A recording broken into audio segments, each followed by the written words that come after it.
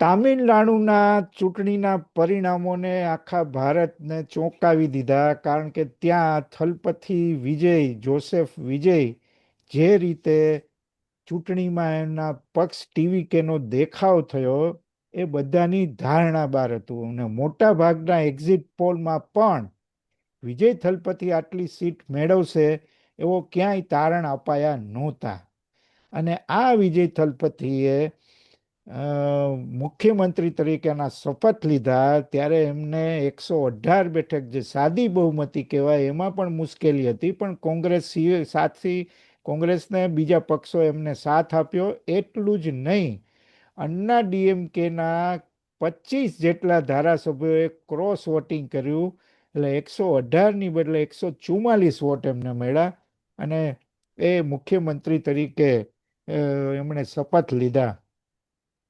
આજે આ વિજય થલપતિની જરા જુદી રીતે વાત કરવી છે, કારણ કે આ ભારતના રાજકારણમાં એક નવો વળાંક પણ ગણાય છે. કારણ કે તમિલનાડુમાં છેલ્લા 70 વર્ષથી દ્રવિડિયન પાર્ટી છે એની જ સત્તા વારાફરતી ડીએમકે, અન્ના ડીએમકે એમ ચાલતું રહેતું હતું. પહેલી વાર એનો અંત આવ્યો અને જાણે તામિલનાડુમાં એક નવી પાર્ટી, નવા રાજકારણનો ઉદય થયો. સવારે 10 વાગે વિજય થલપતિ પોતાની ઓફિસે પહોંચી જાય છે ટિફિન લઈને, ત્યાં જ જમે છે અને 4 વાગે, 4:30 વાગે ઓફિસ છોડી જાય છે. એટલે એકદમ પંક્ચ્યુઆલિટીથી કામ કરવાનું એમણે શરૂ કર્યું છે.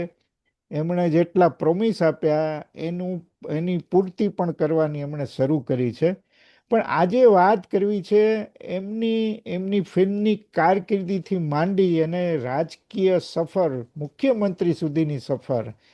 અને એમાં એમની જે બોડી લેંગ્વેજ છે એ કેવી છે ને, એ બોડી લેંગ્વેજથી તમે શું કહી શકો, એની આપણે આજે વાત જરા જુદી રીતે કરવી છે. ને વાત કરવા માટે આપણી સાથે જોડાયા છે ભરતભાઈ દુદકિયા. એનો પરિચય દેવાની આમ તો જરૂર નથી, પણ દર્શકોની જાણકારી માટે એ નેશનલ પ્રાઇમ ટ્રેનર છે, બોડી માઇન્ડ લેંગ્વેજના બહુ માસ્ટર માણસ છે, મોટિવેશનલ સ્પીકર છે, વાસ્તુથી માંડી ઘણી બધી કળાઓના જાણકાર છે. અને સ્કૂલ કોલેજથી માંડી કોર્પોરેટ સુધી એ સેમિનાર આ બાબતે લે છે. અમારા સિઝન સ્ક્વેર ચેરિટેબલ ટ્રસ્ટ સાથે પણ જોડાયેલા છે, એમાં પણ એમના કાર્યક્રમો થતા રહે છે. રાજકોટમાં ને ગુજરાત આખામાં એમના કાર્યક્રમો થાય છે. એમની પાસેથી જાણવું છે કે આ વિજય થલપતિની જે બોડી લેંગ્વેજ છે બહુ ઇન્ટરેસ્ટિંગ છે. નાની નાની વાતોમાંથી શું તમે નિષ્કર્ષ કાઢી શકો, એ વિશે ભરતભાઈ આજે વાત કરવાના છે. ભરતભાઈ, આપનું ખૂબ ખૂબ સ્વાગત છે. નમસ્કાર. નમસ્કાર, નમસ્કાર. હમ. તમે સૌથી પહેલા તમે જોયું હોય, જો એમણે શપથ લીધા ત્યારે સામાન્ય હમ. રીતે ધોતી અને જભ્ભો પહેરતા હોય છે તામિલનાડુના રાજકારણીઓ મોટા ભાગે. પણ એમની યસ, સિમ્પ્લિસિટી, સર. એમણે કોટ પહેરો ને આજની જે જેનજી છે એની સાથે સંપર્ક કરવાનો એમણે પ્રયાસ કર્યો ને બહુ ધીર ગંભીર અવાજે એમણે પોતાની સ્પીચ મુખ્યમંત્રી તરીકે આપી. અને એમણે શરૂઆતમાં એવું ભરતભાઈ કહ્યું કે એન નેન્જિલી કુડુપી રૂક્કુમ, એટલે કે મારા હૃદયમાં વસતા ભાઈ બહેનો. આમ કરીને એમણે શરૂઆત કરી અને સ્ટેડિયમમાં જય જયકાર થયો. આવી ઘણી બધી બાબતો વિજય તલપતિ સાથે સંકળાયેલા છે. પણ આપણે શરૂઆત ભરતભાઈ એવી રીતે કરવી છે, એમની આજે શાંત અને ગંભીર મુખમુદ્રા છે. તમે એની ફિલ્મોમાં પણ આ થોડું જોઈ શકો. એટલે વાસ્તવિક જીવન, જાહેર જીવન, એના અવાજમાં સંયમ, એમાં અવાજમાં ઠરેલપણું, આને તમે ભરતભાઈ કઈ રીતે જુઓ છો? જી ભરતભાઈ. બહુ સરસ, કૌશિકભાઈ. આજનો જે વિષય તમે પસંદ કર્યો છે ને, એટલે તો એના માટે ખૂબ ખૂબ અભિનંદન. કારણ કે આ જાણવું જરૂર હતું કેમ વિજય પછી આવી રીતે આગળ આવી ગયા. જો પેલું તમે જે ઓબ્ઝર્વેશન કર્યું કે ભાઈ સ્ટેજ ઉપર જે આવ્યા, એ તમે જોઈએ એની બોડી લેંગ્વેજ, જે સ્ટેજ ઉપર આવ્યા ને ત્યારે એની રિસ્પેક્ટ પાવરફુલ બોડી લેંગ્વેજ હતી, જે બરાબર. ઓડિયન્સને પણ રિસ્પેક્ટ આપતું હતું, અને બીજું કે એને રાજ્યપાલને પણ રિસ્પેક્ટ આપ્યું હતું. અહીંયા જો સોલ્જર અને આમ એની જે મુદ્રા હતી, આમ હાથ જોડવાની, એ રિસ્પેક્ટફુલ. અધરવાઇઝ આ જે સીન છે ને, એ જો આમ ઉપર હોય ને સેજ લાઈક, એટલે એરોગન્સ થઈ જાય. આ એને હું તમારો દીકરો છું અથવા તો તમારો ફ્રેન્ડ છું, ક્યા બાત હે. આ જે મુદ્રા હતી ને, એ મને એટલી બધી અપીલ કરી ગઈ કે એની સાથે બીજા લોકો બેઠા હતા, એની બોડી લેંગ્વેજ જોજો. બરાબર. આપણે કોઈને નામ પણ નથી લેતા, પણ જોજો, તમને ખબર પડશે કે આ કેટલું ઓડિયન્સને રિસ્પેક્ટ આપતા હતા. હવે આ જે છે ને, એને માસ લીડરશિપ કહેવાય. ક્યા બાત હે. વાહ. માસ લીડરશિપમાં હંમેશા આવા માણસો છે એ સીધા બાય હાર્ટ લોકોથી જોડાઈ જતા હોય છે. એટલે મેં આ ઓબ્ઝર્વ કર્યું હતું. બહુ સારું. ના, આપ બહુ મને સારું બીજું ઓબ્ઝર્વેશન છે ભરતભાઈ તમારું. અને પછી તમે જુઓ કે એ મુખ્યમંત્રી તરીકે નક્કી થઈ જાય છે, પછી એ સ્ટાલિન એટલે પૂર્વ મુખ્યમંત્રીને મળે છે, બીજા નેતાઓને મળે છે, ત્યારે એમની ચાલ, એમનો હાવભાવ, એમની સિગ્નેચર જે વોક ગણાય છે, એક પ્રકારનો એમાં લય હા હોય છે, yes. ખભા થોડા તમે કહ્યું એમ ઊંચા રહે છે. એ જે હા સિગ્નેચર વોક છે, એના વિશે કયો, કારણ કે આ આજની પેઢીને સમજવા જેવું એટલે છે કે એમાંથી એક આત્મવિશ્વાસ પેદા થતો હોય છે. જી ભરતભાઈ. yes. જો કૌશિકભાઈ, આ એની જે સિગ્નેચર વોક છે ને, એ એના સ્ટેપ એકદમ આમ આમ ફિક્સ હતા, બરાબર. આખું બોડી જે એલાઇનમેન્ટમાં કહીએ ને, કે જેને સાતેય ચક્રનું એલાઇનમેન્ટ એ હતું, અને એના શોલ્ડર જે છે એ આવી રીતે હતા. હવે જો શોલ્ડર આમ હોય ને, પહેલી વાર કોઈ નવું મુખ્યમંત્રી પહેલી વાર થાય ને, તો શોલ્ડર આમ થઈ જાય. આના આમ હતા, બરાબર. એકદમ વાવ. અને આમે નહોતા. જી. જો આમ હોય ને, તો એ એરોગન્સ થઈ જાય. બરાબર. તો બરાબર. એના એકદમ કોન્ફિડન્ટ કે હું એકદમ કમ્ફર્ટેબલ છું, અને હું કોઓપરેટિવ છું. જો વાહ. તો આ બે મેસેજ છે. કમ્ફર્ટેબલ તો છું જ, પણ સાથે સાથે હું સારી બીજા કોઈની હારે કોઓપરેટિવ છું. આ બે મેસેજ એમાંથી મળતા. એટલે મારે તમને એ કહેવું, બીજું એનો ફેસ અને એનો આઈ કોન્ટેક્ટ બહુ સરસ. એટલા પાવરફુલ છે કે સામેની વ્યક્તિ એને કોઓપરેટ કરવા એમ કહીને કે મજબૂર કરી દે. આ આંખોમાં ઇન્ટેન્સિટી બહુ છે. બહુ છે.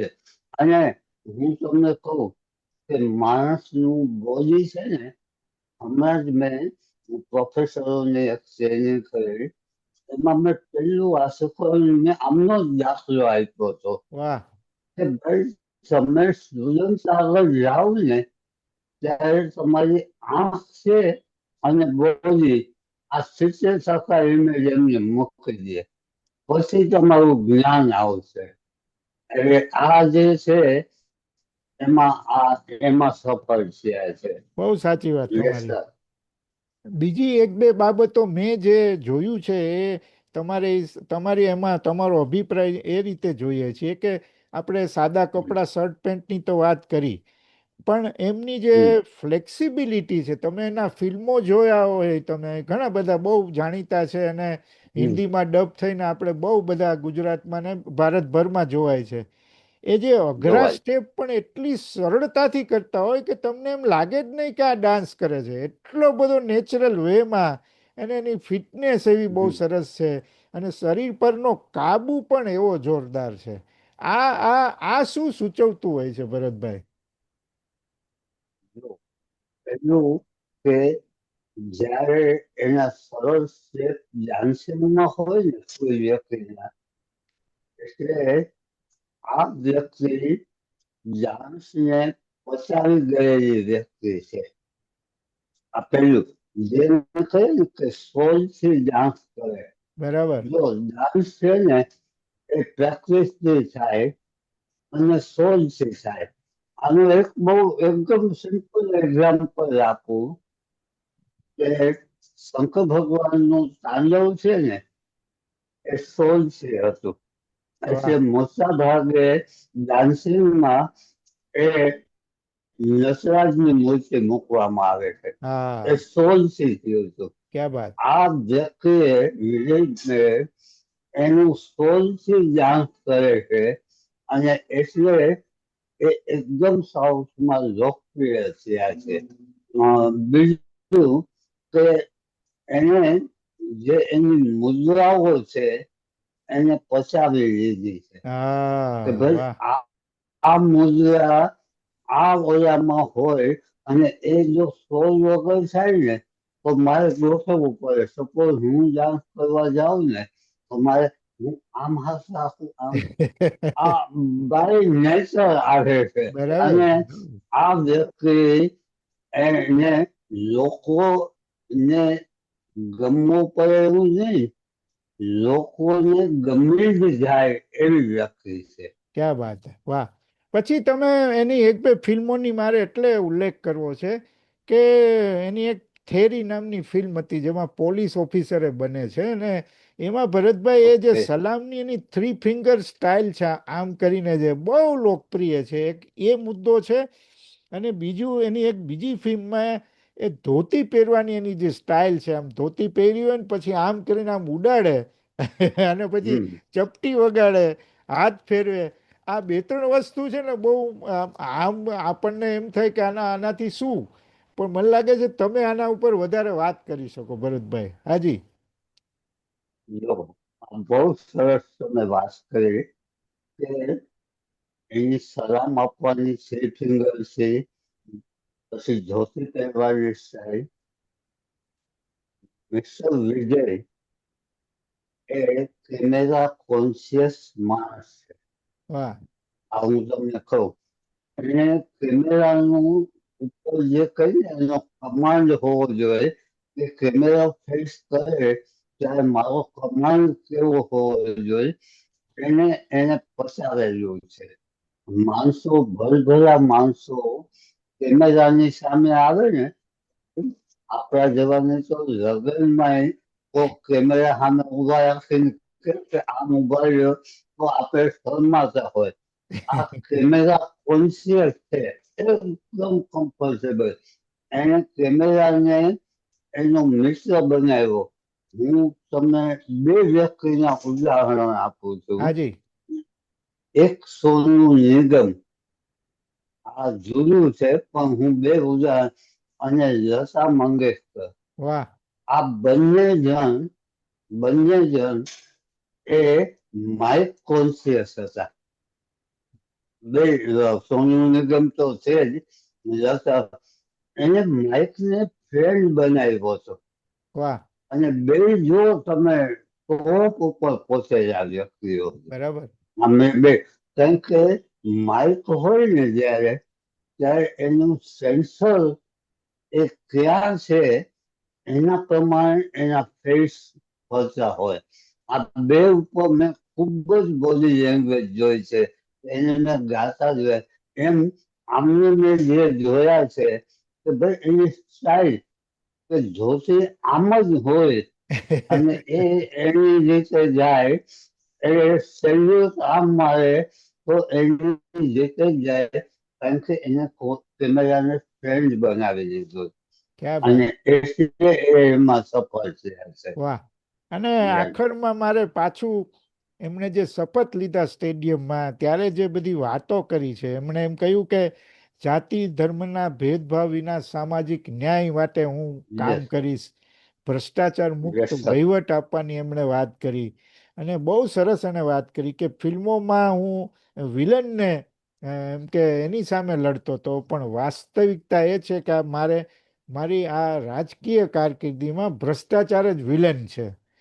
શાળા હોસ્પિટલને વિશ્વ બરોબર. કક્ષાએ લઈ જાય અને બહુ તોડી તોડીને એને શબ્દો મૂક્યા છે, બહુ ધીર ગંભીર, અને ખાલી ટેલિપ્રોમ્પ્ટર સામે જોઈને વાંચી ગયા એવું નહોતું. વાત એમણે બહુ દિલથી આખી વાત કરી, અને છેલ્લે જે વાત કરી કે રાજકારણ મારા માટે વ્યવસાય નથી પણ જવાબદારી છે. એટલે મારે ભરતભાઈ એમ પૂછવું છે કે આપણે ત્યાં તામિલનાડુમાં ખાસ કરીને આંધ્રમાં પણ, કે જે ફિલ્મ સ્ટાર રાજકારણમાં આવ્યા છે ને, લાંબો ટાઈમ શાસન પણ એમજી રામચંદ્રનથી આ શરૂઆત થઈ. કરુણાનિધિ પટકથા લેખક બહુ હતા, જયલલિતા હતી, અને પછી હવે આ વિજય થલપતિ, વચ્ચે રજનીકાંત, કમલા હસન, બધા પ્રયત્નો થયા પણ નિષ્ફળ ગયા.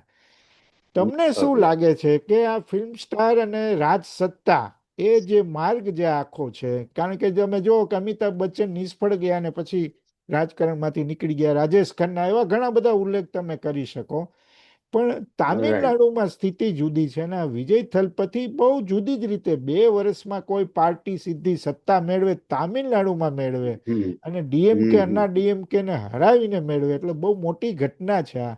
બહુ તમે આ મોટી. એનું જે પ્રવચન, આ ફિલ્મથી રાજસત્તા સુધીનો એની સફર, તમે એને કઈ રીતે જુઓ છો? આ માણસ કેટલોક સફળ થશે? હા, બહુ સરસ. છેલ્લું તમારું વાક્ય કે કેસનો સફળ જશે. હું આખું જર્ની હું પેલા બતાવું. સાઉથમાં એક ટ્રેડિશન છે કે લોકો છે એ ફિલ્મના હીરોને પોતાના લીડર માને છે, અને એટલે જ ત્યાં બબ્બે મુખ્યમંત્રીઓ ખૂબ સફળ છે. અને હવે આ થર્ડ આવ્યા, આ પણ સફળતાના શિખરો સર કરશે. સબ્જેક્ટ શું? હવે સબ્જેક્ટ શું? એની બોડી લેંગ્વેજ માસ લીડરશિપ માટે 101% છે. કારણ કે એ પાવરફુલ વ્યક્તિ પબ્લિક ઇમેજમાં છે, કેમેરા કોન્શિયસ છે, એટલે એને એ પ્રોબ્લેમ નથી. હવે જયારે મેં એને ક્યારેક બેસેલા જોયા છે, અને એ અમુક સમયે જો આ ચીન હોય ને, આપણે આ ભાગ એ નોર્મલ આર્મ હોય. જી. હવે ક્યારેક એ આમ આમ બેસે. હવે જો આ સ્ટેજ ઉપર જાય ને એટલે એરોગન્સી આવે, ઓકે. સ્લાઇટ જ આમ. હવે તમારી સામે કોઈ વાત કરે ને, જો આમ વાત કરે ને તો એ એરોગન્સીમાં વયું બરાબર. જાય. એ સ્ટેજની વાત તો ક્યારેક મેં જોયું છે કે એ અપર લેવલે જાય છે. આ માઇક્રો બોડી લેંગ્વેજ કહેવાય કે નાની નાની વાત એક્સપર્ટ લોકો ઓબ્ઝર્વ કરતા હોય છે આજે.